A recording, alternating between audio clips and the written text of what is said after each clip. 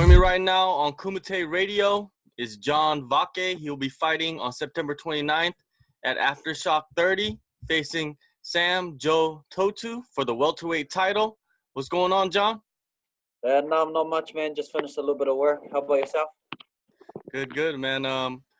First thing I want to talk about is the VF mentoring program that you're doing. What is it, and why are you involved in it? So I guess in a long story short for what it is, it's a well-being program. What I've done is I've created a program that helps better people.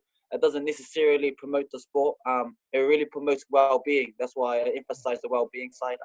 None of these kids have to be fighters. And the reason why I did it because I'm from a place called Gladstone, me and my brothers. And it's a place in Auckland that doesn't have much opportunity, and what I use this as an example is for a way for these kids to sort of express, let energy out, set goals. And I tell them they don't have to be a fighter. This is just a way to sort of an outlet. They have creative dance studios, they have creative art studios, but there's no such thing called creative, like I guess physical activity. And I wanted to use mixed martial arts as an idea to help promote that. And going back to that physical, how we have dance studios. None of those guys are expected to become world champion dancers. There's just it's an outlet, And I just thought it was a crime that the only outlet we have now in our sport are gyms. But when you go to a gym, you get told that you have to be a fighter. So I wanted to create a program for these kids, being like, look, you don't have to be anything. You can be whatever you want. And it's just another option. If you don't feel like dancing or drawing, come learn some 1-2s with me, and then we'll see some goals. For sure, you're breaking barriers for the mixed martial arts because a lot of people have this image of the sport as, brutal, and that's all they think about. But you're trying to show people that you can actually not be a fighter and just kind of use it as something to make you healthier and, better your life. 100%. I guess for me, like having to penetrate that market was quite hard. What I had to explain to them was mentoring through martial arts is a unique position because kids these days and age, it's different to when we grew up. We all knew that. There needs to be an exchange. There has to be something in it for them. MMA is the fastest growing sport in the world. So I feel like if you can leverage that, you can create an exchange. I'll give you what you want, but you give me what you need. And what I need from you is a little bit of effort and a little bit of focus. And I'll give you what you want. You get to learn the jab, right hand, things like make MMA cool, For sure. You joined City Kickboxing last year. Why did you decide to make the move over to that gym? To be honest with you, what not many people actually knew was me and my brothers, we were there for like 5 years ago. We were amongst the guys that were there right at the beginning when City Kickboxing was mostly focused on kickboxing.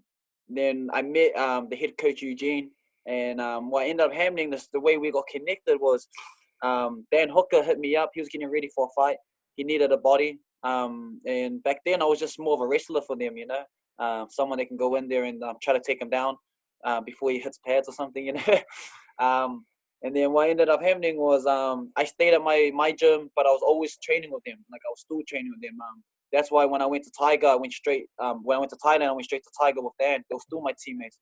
I was just at another gym. I went to a scenario where I am now, where we're getting closer and closer to our big goal, which is the UFC. And I needed to go full time in the place that was going to help me. And City Kickboxing was the choice, Yeah, definitely. It is the number one gym in that area, and everybody knows about it now because of the names. And then there's a lot of guys like you coming up that have been grinding for years, and you're going to be out there soon. So it's good to see that you guys are working together to kind of elevate each other.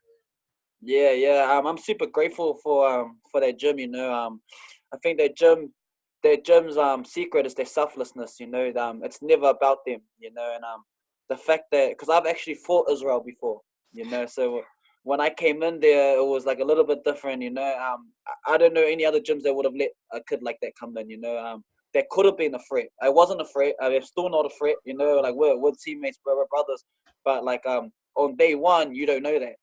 And I think when it comes down to making that decision, you just show your heart, right? And I asked my coach, why did you take me on? He said that I like, this is my passion. And when you came in here, that was my passion. and whether it burns him or not. And it kind of taught me a few things about that. Yeah, speaking of former opponents, you have a few former opponents at City Kickboxing. When you first arrived there again, when you went back, was it pretty awkward in the beginning? Oh yeah, 100%. For me, when I first went to City Kickboxing, I was on the verge of like a lot of things. So I had a lot of big fights. But what many people actually knew was when I got there, I had those past opponents, like you said. It was smart, you did your research, and you never make it to a fight by yourself. So I was still getting used to the system. I was still getting used to my training partners, and that's when I was fighting for the Hicks welterweight belt. I'm still learning now. These guys better make up as much ground as they can, because as soon as I get comfortable with this team, you've seen what happens when guys get comfortable in this team. I don't. We can bring up Kai Kara France, Shane Young, Israel. So I'm confident in the system. But yeah, I guess for me and my brothers, we did we did everything kind of by ourselves. Came to City Kickboxing. I guess what happened was everyone expected a lot. They were like, the Vake brothers are linked up with City Kickboxing. It's gonna mesh. We've seen it in NBA. You don't just throw superstars together and it works. So what we're doing now is we're just learning how to find the synergy, and every day we're getting better and better with it. And it's gonna be scary for me, who's been grinding for years. But the ones you need to watch out for are two brothers, because they're only young and they're undefeated. And they don't have to make mistakes that I made. All the mistakes I made was because I didn't have my team. These guys got a team now. They got wealth of experience. So it's good for Vake fam right now. We're excited. Your last appearance in the MMA cage was about 6 months ago at Hex 13. What have you been doing since that fight? Training. I haven't stopped. It was hard for me. I said no to about 7 fights since then. My coach, what I told you now wasn't my idea. That's what my coach told me. And I only had that revelation in 6 months. He told me that we can continue to bang our head against the wall, or do what Einstein said: the definition of insanity is to repeat the same process, expect a different result. Or we can sit back and figure out why we're not performing to the level that we need to be performing at. And right now we're at that stage where everyone we're fighting wants to get to the UFC. So it's not like we're in the amateur ranks now where we can learn. And that's just a scenario. And so he said that after that loss, we needed to take time off.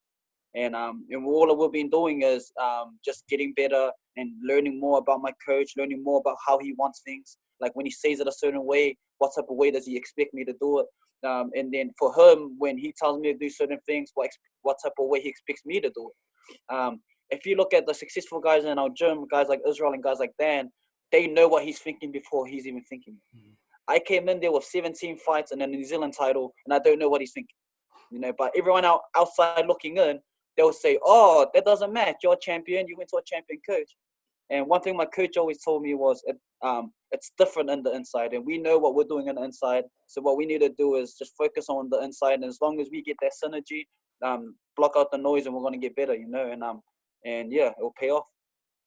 Yeah, one thing I noticed about every one of the guys that I've talked to from your gym is that they trust in the coach, which is kind of rare, because a lot of the guys, when they get to a certain level, they feel that they know more than the coach. Like they are at the same level as the coach, but you guys are like trusting the system, which is a beautiful thing, because you guys are successful now. Yeah, 100%. I think that's the hardest bit. Is trust. Learning how to trust someone else with all the work that you've done, especially when you didn't technically start with them. But I think the proof is in the pudding. With the guys that he's made. For me, it was never really about the guys who were successful. That made me believe.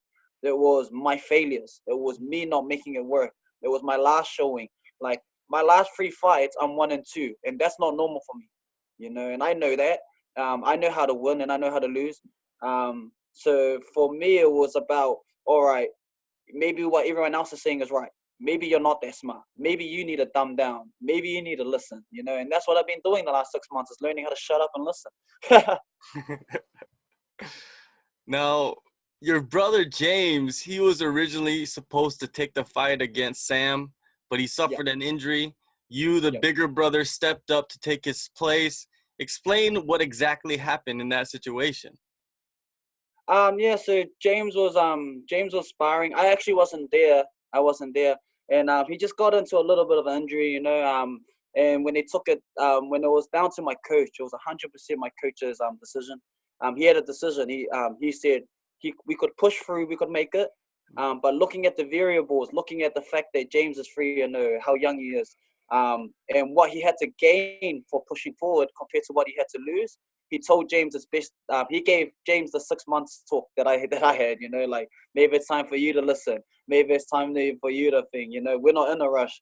You know, for you. And then he looked at me, and then he pretty much said, it might be time for you to get off the bench. You know, I guess in the scenario for me, Sam's kind of in a bad scenario now, because I'm in a scenario now where my younger brother would die to be in my position. So you think, what do you think I'm going to do with this opportunity? You know, yeah, I'm going to put everything I can, you know, and if he can handle it, we'll see. But he's going to take everything I have, because I'm not going to go in there and take this for granted when I got a brother that would die to fight this dude. With that being said, my brother will fight this dude. He'll just fight him after me. Definitely. How has training camp been going? Are you working with anyone in particular to get ready for Toetu? Yeah, to be honest, I've just been working a lot with the team. Nothing changed. And that's what I was talking about, that trust thing. Everything I'm doing is everything I've have done. It's just I'm doing it with a little bit different mentality, you know, a little bit smarter, doing it with a little bit more belief, and that just takes time for that, you know, to gain that synergy. I had for me, it's just it's the same names in there. I got Fao in there, my younger brother James is in there. I've got Israel, I've got Kai, I've got the same amount of boys, you know. So yeah, nothing really changed as far as working. We haven't really adjusted anything. We've just sort of kept doing what we're doing, and with the focus on him, you know. Toetu, he's a wild man. He has a gritty style. He likes to swing for the fences, trade shot for shot. What are the flaws of this type of style? I think his inability to control himself. You know, it's a 25-minute fight. You know, so I think his inability,